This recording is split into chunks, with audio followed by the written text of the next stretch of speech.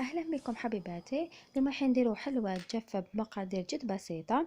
حلوى يعني نتاع زمان لشرب القهوة. عندنا 3 حبات بيض مع حوالي 120 جرام تاع سكر. تخلطوهم جيدا بالفوي او بالضراب الكهربائي. لازم يولي هذاك البيض يعني ابيض. ثم نبداو نضيفو في الزيت تدريجيا حتى نتحصلوا على قوام شوية ثقيل، والزيت يمتزج مليح مع هذاك البيض. لازم تحركوه بالتدريج. ثم بعدها راح نضيف ملعقة كبيرة لحظة بودرة، يعني حليب بودرة. راح نضيف عليه كذلك حوالي 120 جرام نتاع مايزينا، وريحة كذلك نضيفو عطر الزبدة باش نغطيو هذيك الريحة نتاع الزيت. ورايحين نخلطوهم مليح بالفوي فقط. بعدها كذلك راح نضيفو ملعقة كبيرة لافاني مع نصف ملعقة صغيرة تاع الخميرة الحلويات. ديروا ملعقة صغيرة، ما ديروهاش معمرة بزاف باش العجين تاعكم ما يطرطقش والشكل يبقى لكم.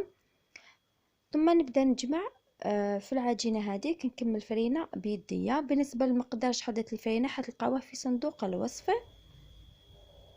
انا ديت لي 2 اكواب. هذا حنخليكم الميزان تاعو في صندوق الوصف. شوفوا العجينه اللي تحصلنا عليها، عجينه بزاف طريه وملساء.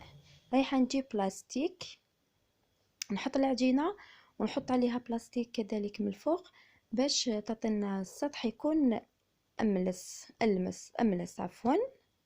نعتذر منكم.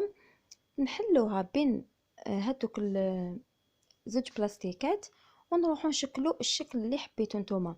الشكل المتوفر عندكم شكلوا به ولا طبعوا به، او تقدروا تعملوها في ليمول يعني اللي حبيتو. بهذه الطريقه نطبعها كامل بهذا الشكل وندخلها طيب حتى تاخذ لي اللون الوردي ولا اللون يعني هذاك الغوز من الاسفل. هنايا بعد ما طابت لي رايحه انا فقط قلت لكم يعني حلوه جد اقتصاديه وحلوه تاع زمان، ماناش راح نغير فيها. راح نخليها نلصقها بالكونفيتور ونديرها على اطراف الجلجلان كما يمكن لكم ديروا كاوكاو او بنوات كوكو. كذلك بالنسبه للتلصيق اللي تحب تلصقها بالشوكولا تلصقها. يعني هنايا يبقى لكم اذواق فقط. نتمنى ان شاء الله تعجبكم. ما تنسوش تشتركوا في القناه وتفعلوا زر الجرس.